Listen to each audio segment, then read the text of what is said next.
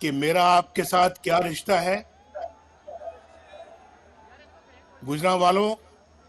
गुजरांवाला वालों, आपको मालूम है कि नवाज शरीफ का आपके साथ क्या रिश्ता है। आपकी आवाज मुझ तक नहीं पहुंच रही, जरा जोरदार आवाज से बताओ। ये ठीक था। मेरा आपके साथ बड़ा गहरा रिश्ता है और कुछ लोगों की ख्वाहिश है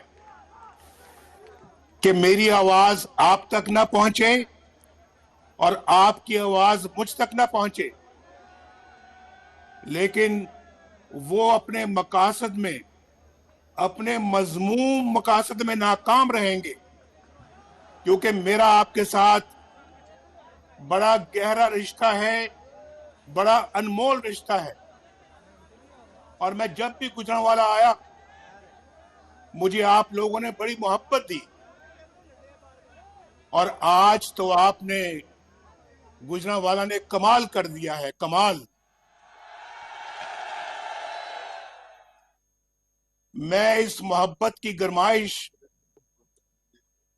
हजारों मील दूर महसूस कर रहा हूं। गुजरांवाला ने हमेशा नवाज शरीफ के साथ वालेहाना मोहब्बत की है। आज तो आप बेमिसाल मोहब्बत का सबूत दे रहे हैं। और आज आपको मालूम है कि 3 साल के बाद आज मैं आपसे मुखातिब हो रहा हूं। इन 3 सालों में बहुत कुछ बदल गया। मैं जिन चेहरों को हंसता मुस्कुराता छोड़कर गया था, वो चेहरे आज मुझे उदास नजर आ रहे हैं। मैं अपनी माओ, बहनों, बेटियों के चेहरों पर फैली हुई परेशानी देखकर बहुत दुखी हो रहा हूं। क्या बताऊं, दिल तो चाहता है कि नवाज शरीफ आपके दरमियान आकर बैठे,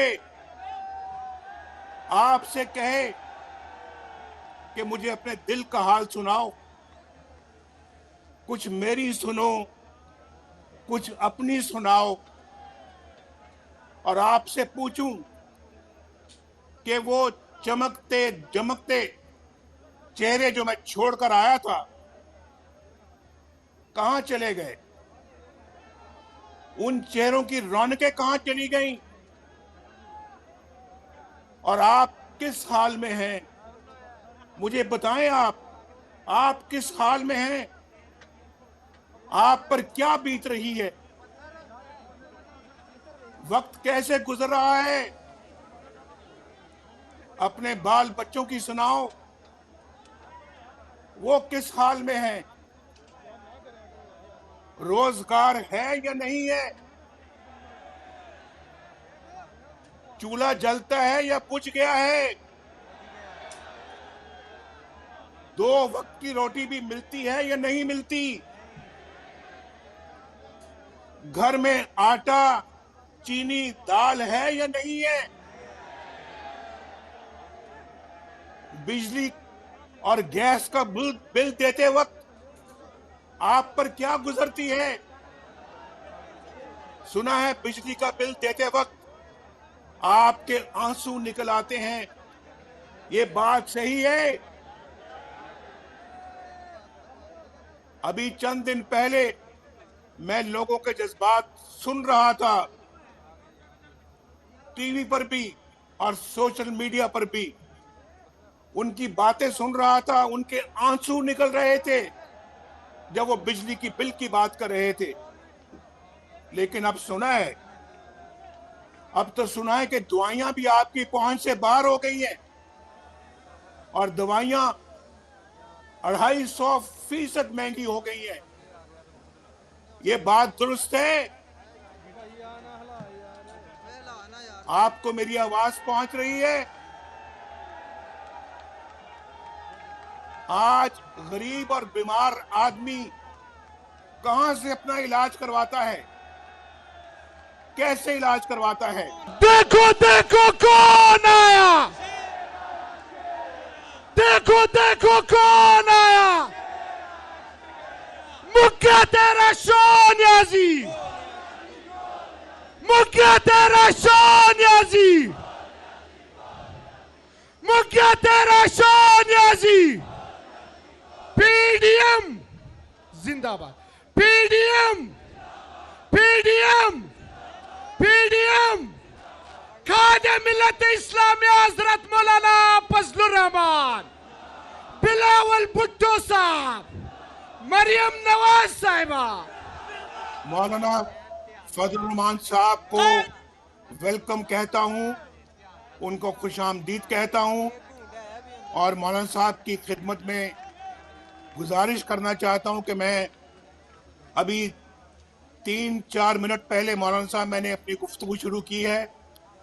मुझे बहुत खुशी है कि आप तशरीफ ले आए हैं और मैं आपको दिल की गहराइयों से आपको खुशामदीद कहता हूं, अपनी तरफ से भी और ये पीडीएम के जलसे की तरफ से भी और पूरे पंडाल की तरफ से भी। तो मैं बात कर रहा था कि आज तो दवाइयां भी पहुंच से बाहर हो गई हैं और गुर्दे के मरीज, गरीब मरीज डायलिसिस भी नहीं करा सकते, जो हमारे जमाने में मुफ्त था। और आज सुना है कि 5,000 रुपए वसूल किए जाते हैं। इन परेशान हाल गुर्दों के मरीजों से ये किधर जाएं? इस महंगाई के तूफान में तो आज बच्चों को स्कूल भेजने के लिए भी आपके पास पता नहीं फीस है या नहीं है, इलाज कहां से कराएंगे, और बच्चों की किताबों और कपड़ों के लिए पैसे हैं या नहीं है। अभी सर्दियां आ रही हैं, उनके लिए गर्म कपड़ों के लिए आपके पास पैसे हैं या नहीं है? मुझे जरा बताएं, ये पता लगना चाहिए मुझे। और जो लोग किराए के मकान में रहते हैं वो आजकल किराया कहां से दे रहे हैं? गरीब बेटियों की शादियां कैसे हो रही हैं? सुना है सोने की कीमत 1,10,000 रुपए तोला हो गई है। कोई मुझे बताएगा कि बच्चियों के हाथ कैसे पीले होंगे, कैसे वो अपनी शादी रचा सकेंगे? रुपए की कदर मिट्टी में मिल गई है, मिट्टी में। और जैसे जैसे रुपए की कीमत गिरती है, हर पाकिस्तानी गरीब से गरीब तर होता चला जाता है। बाजार में 100 रुपए लेकर जाने वाला शख्स मुझे बताए कि 100 रुपए में क्या मिलता है, 100 रुपए में कुछ आता भी है या कुछ खरीदा भी जाता है या नहीं। और फिर मुझे बताएं कि मेहनत कशों का क्या हाल है, जिनकी आमदनी 20,000 रुपए या उससे कम है, वो कैसे जिंदगी गुजार रहा है, वो कैसे गुजारा कर रहा है। जो कहते थे हम 1 करोड़ नौकरियां देंगे, उन्होंने तो 1.5 करोड़ लोगों को बेरोजगार कर दिया है। मैंने तो अभी 20,000 रुपए वाले आमदनी के लोगों की बात की थी, लेकिन जो बेरोजगार हैं वो कैसे जिंदगी गुजार रहे हैं? मुझे जरा बताएं। मेरे दिल पे हाथ पड़ता है जब मैं ये सोचता हूं कि जो बेरोजगार हैं, जरिया आमदनी कोई नहीं है, घर का किराया भी देना है, माँ बाप के लिए, बूढ़े लोगों के लिए दवाइयां भी लानी है, बच्चों को स्कूल भी पढ़ाना है, रोजमर्रा के अखराजात भी बर्दाश्त करने हैं, बिजली का बिल भी देना है, गैस का बिल भी देना। वो क्या कर रहा है? वो किसके पास बेचारा जाके अपनी फरियाद करता है? इन्होंने तो कहा था कि हम 50 लाख घर देंगे। मुझे बताया जाए, क्या किसी को एक भी घर मिला है? किसी को एक भी घर दिया है? फिर आज मुझे बताएं कि काश्तकार, उनका क्या हाल है? उनकी गुजरोकात कैसे हो रही है? सुना है खादें बहुत महंगी हो गई हैं, बिजली बहुत महंगी हो गई है। आए दिन रोज सुनते हैं कि आज बिजली इतनी महंगी हो गई, आज इतनी महंगी हो गई। ताजरों का क्या हाल है? ताजर कैसे गुजारा कर रहे हैं? कारोबार चल भी रहे हैं या बंद हैं? सुना है, मैंने सुना है कारोबारी हालात बहुत खराब हैं। नवाज शरीफ आपके एक एक दुख और तकलीफ से वाकिफ है, उसे आपके एक एक आंसू का एहसास है। यकीन मानिए, नवाज शरीफ का दिल रोता है जब वो देखता है कि गरीब आदमी इन मुसीबतों में गिरफ्तार है। मेरी रातों की नींद चली जाती है जब मुझे ये ख्याल आता है कि आपके बच्चे भूखे सोते हैं। मेरा दिल रोता है जब बिजली का बिल आप पर बिजली बनकर गिरता है। आपको पहुंचाया जाने वाला हर जख्म नवाज शरीफ के दिल पर लगता है। अभी 3-4 रोज पहले मुझे मालूम हुआ कि रोटी 10 रुपए कर दी गई है। क्या ये बात दुरुस्त है? मेरे भाइयों, मुझे बताओ, रोटी वाकई 10 रुपए कर दी गई है? भाई 71 साल लगे, ये गौर से सुनो मेरी बात, 71 साल लगे आटे को 35 रुपए किलो तक आते आते, यानी 71 सालों में आटा जो है वो 35 रुपए किलो तक पहुंचा, और सिर्फ पिछले 2 सालों में ये 35 से 75 रुपए हो गया है। मुझे बताएं कि कहां 75 साल, कहां 71 साल, और कहां सिर्फ ये 2 साल। और आज मुझे बताएं कि किस तरह से गरीब गुजारा करता है। एक मजदूर या बेरोजगार एक वक्त में 2 रोटियां भी खाए तो महीने के 1200 रुपए कहां से लाए?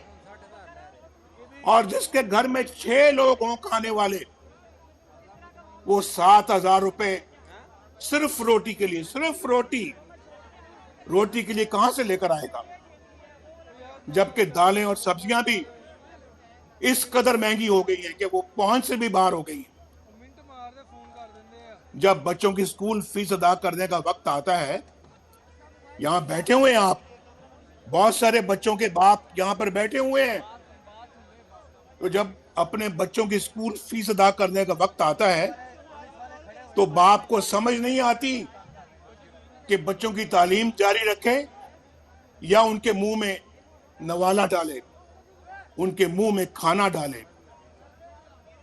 इस हुकूमत ने गरीब अवाम को जीते जी मार दिया है।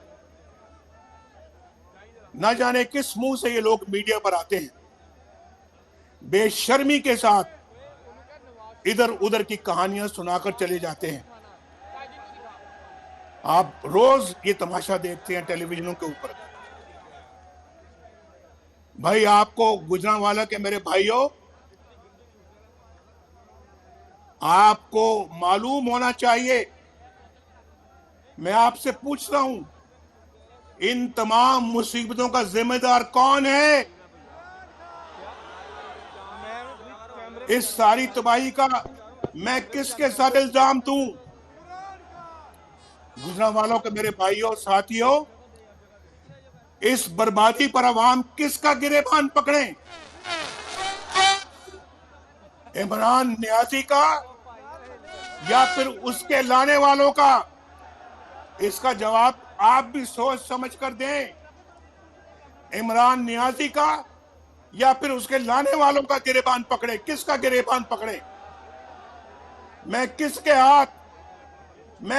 हाथ पे अपना लहू तलाश करूं? आप बताएं, गुजरांवाला के भाइयों और बहनों, असल कसूरवार कौन है? आपका वोट किसने चोरी किया? इलेक्शनों में किसने धांधली की? पोलिंग एजेंटों को किसने निकाल बाहर किया? जो वोट आपने डाला था वो किसी और के डब्बे में कैसे पहुंच गया? किसने पहुंचाया? किसने पहुंचाया? आपके वोटों पर दो दो मोहरें किसने लगाई? और फिर रात के अंधेरे में आरटीएस किसने बंद किया? नताइज, इलेक्शनों के नताइज क्यों रोके रखे गए? बताएं मुझे, आप क्यों रोके रखे गए? इसका जवाब चाहिए हमें। क्यों बैन अवी इदारों ने इलेक्शन की शफाफियत पर उंगलियां उठाई और हारी हुई पीटीआई को किसने जितवाया? वोट आपकी एक मुकद्दस अमानत है। आपकी इस अमानत में किसने खयानत की? मुझे पता लगना चाहिए और आपको भी पता लगना चाहिए। ये हमारा सवाल है, इसका जवाब हम लेकर छोड़ेंगे। किसने सिलेक्टेड हुकूमत बनवाने के लिए हॉर्स ट्रेडिंग का बाजार दोबारा गर्म किया? और किसने अवाम के इंतखाब को रद्द करके अपनी मर्जी की हुकूमत बनाई?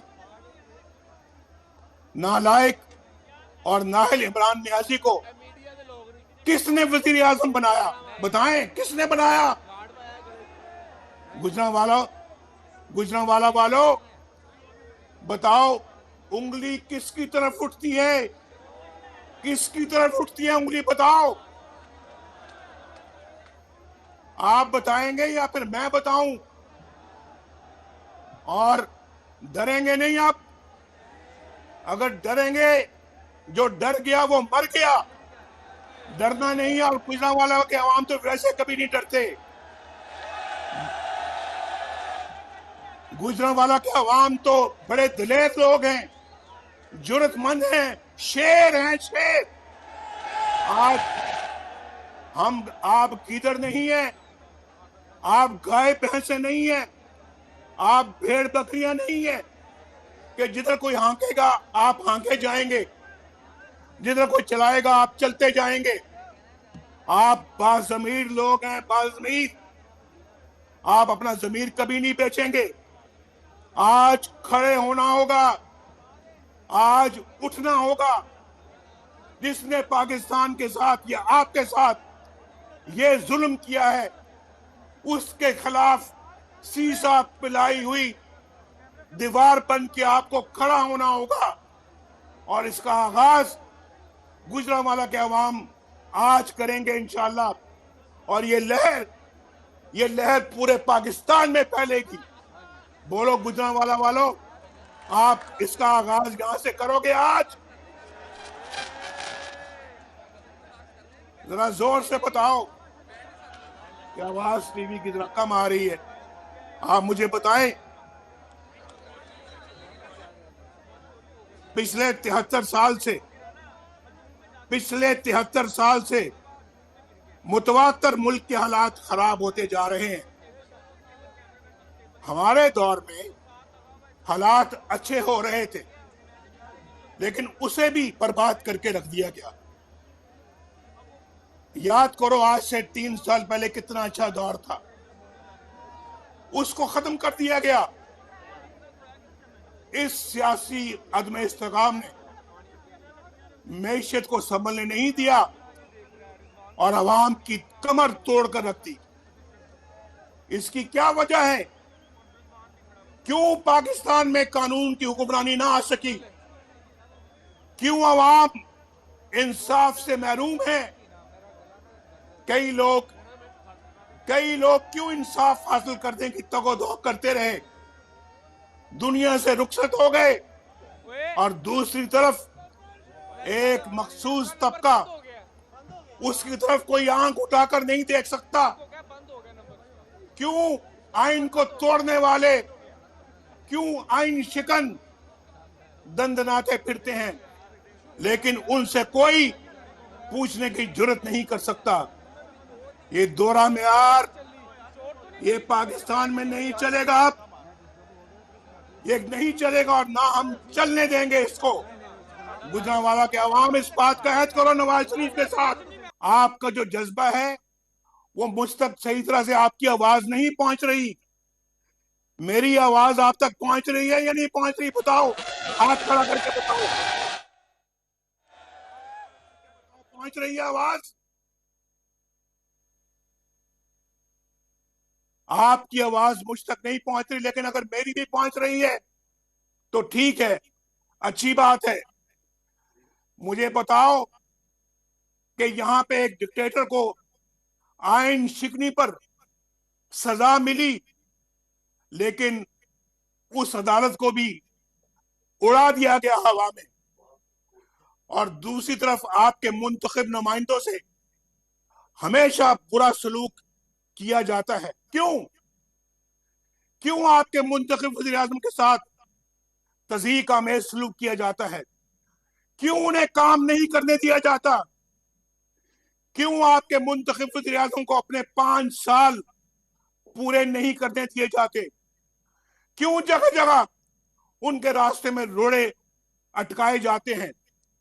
कभी धरना करवाकर रास्ता रोका जाता है, कभी डॉन लीक्स बनाकर, और कभी रिजेक्टेड कहकर वजीर आजम के अहकामात को रद्द कर दिया जाता है।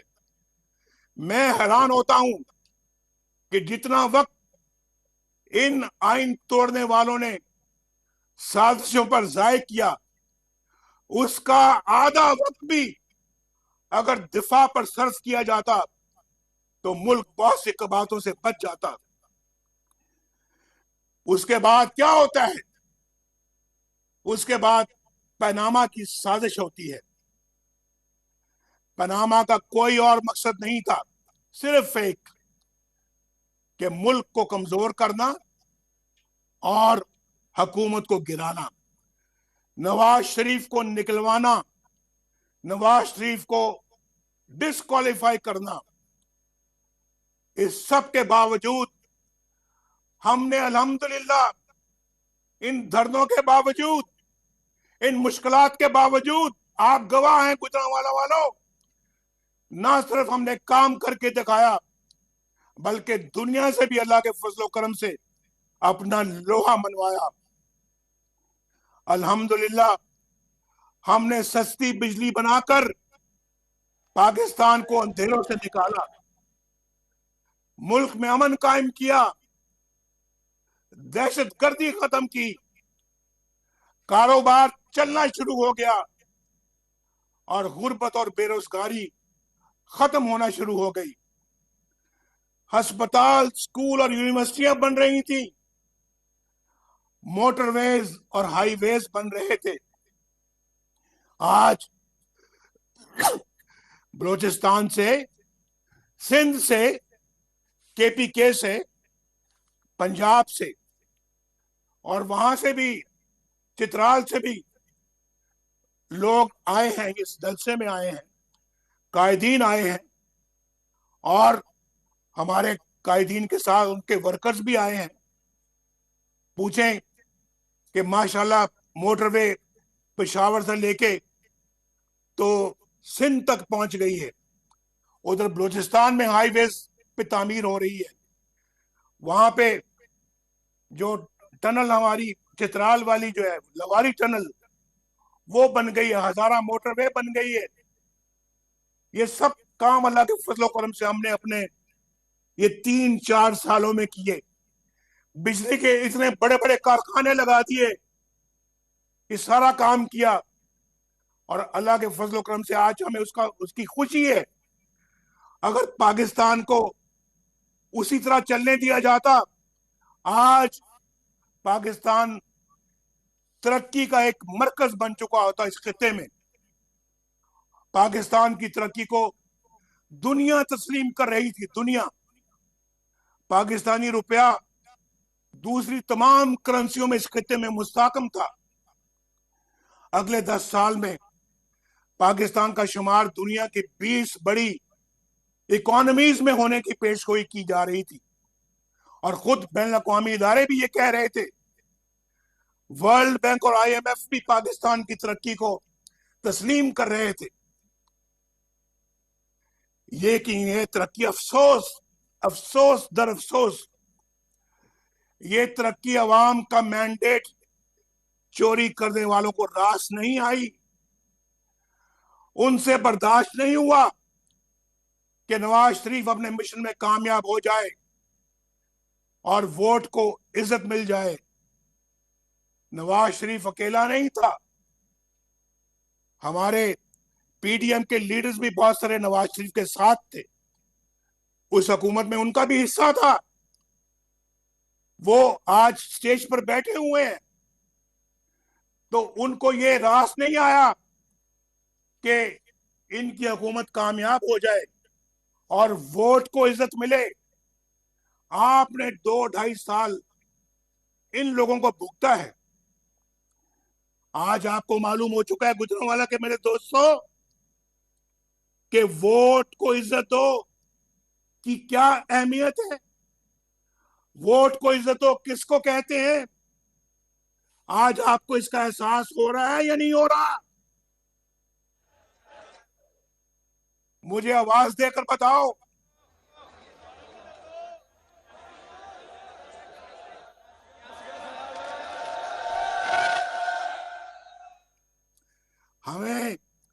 हमें ये गद्दार करार देते हैं। हमें ये गद्दार करार देते हैं। ये कोई नई बात नहीं है, गुजरांवाला को परेशान ना होना। ये कोई नई बात नहीं है। पाकिस्तान के बनने से लेकर आज तक डिक्टेटरों ने सियासतदानों को इन्हीं तमगों से नवाजा है। कभी मादरे मिल्लत फातिमा जना को गद्दार करार दिया गया, कभी हुसैन शहीद सोहरवर्दी को गद्दार ठहराया गया, कभी बाचा खान और मौलवी फजल हक मुल्क दुश्मन करार पाए, कभी मरी, कभी मैंगल और कभी बजंजो गद्दार बने। और जब ये इल्जाम मशरकी पाकिस्तान में शेख मुजीबुर रहमान पर लगाया गया, तो उसके नतीजे में मशरकी पाकिस्तान बांग्लादेश बन गया। और आपने देखा अपनी आंखों से कि ढाका में जनरल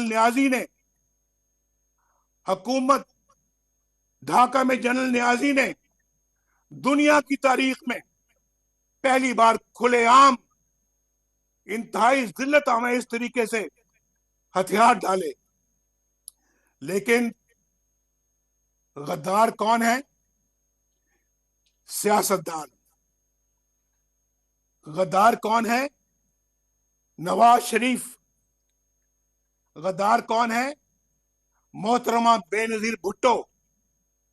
गद्दार कौन है? वली खान। गद्दार कौन है? अकबर बुक्टी या फिर महमूद खान अचकजई, जो हमेशा दस्तूर और आइन की बात करता है। और कौन गद्दार है? ये सब लोग जो स्टेज पर बैठे हुए हैं, सब कायदीन, सब गद्दार है, क्योंकि ये आइन और कानून की बात करते हैं। और मुहिब्बे वतन कौन है? मुहिब्बे वतन कौन है?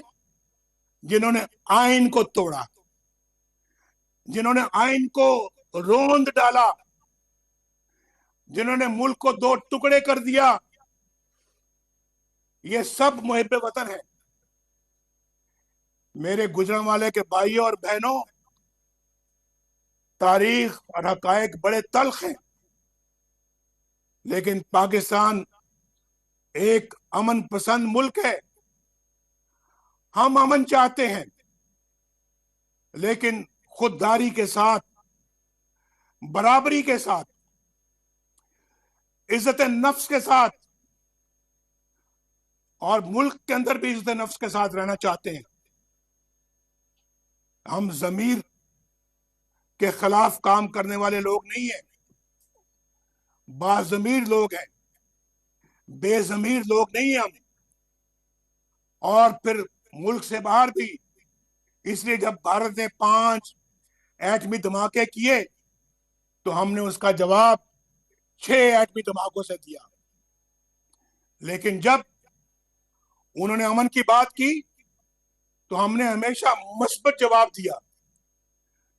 हमारे दौर में भारत के वजीर आजम पाकिस्तान आए, आपने अपनी आंखों से देखा, और वजीर आजम वाजपेयी मीनारे पाकिस्तान गए और वहां जाकर अपने हाथ से पाकिस्तान के बारे में इंतहाई उम्दा अल्फाज तहरीर किए। कोई जाके विजिटर्स बुक को जाके पढ़े, उस इबारत को पढ़े और फिर बताए कि क्या वो पाकिस्तान बेहतर था या आज का पाकिस्तान। नवाज शरीफ आपके वोट को इज्जत दिलाकर रहेगा इंशाअल्लाह।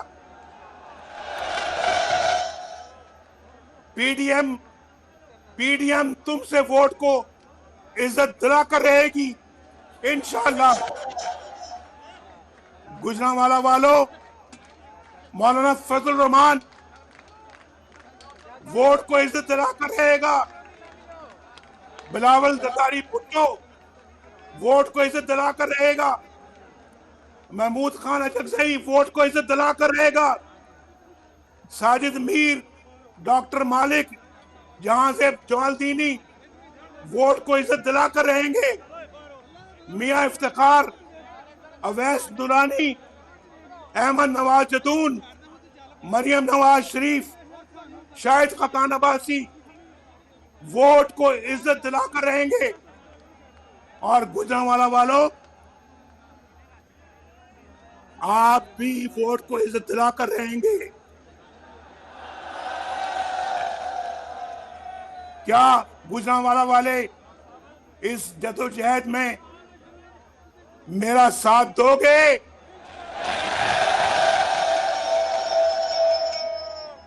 पीडीएम का साथ दोगे?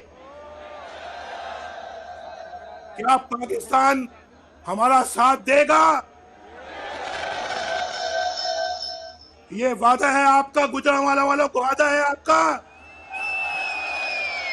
नवाज शरीफ के साथ वादा कर रहे हो, दोनों हाथ खड़ा करके वादा करो, क्या साथ दोगे?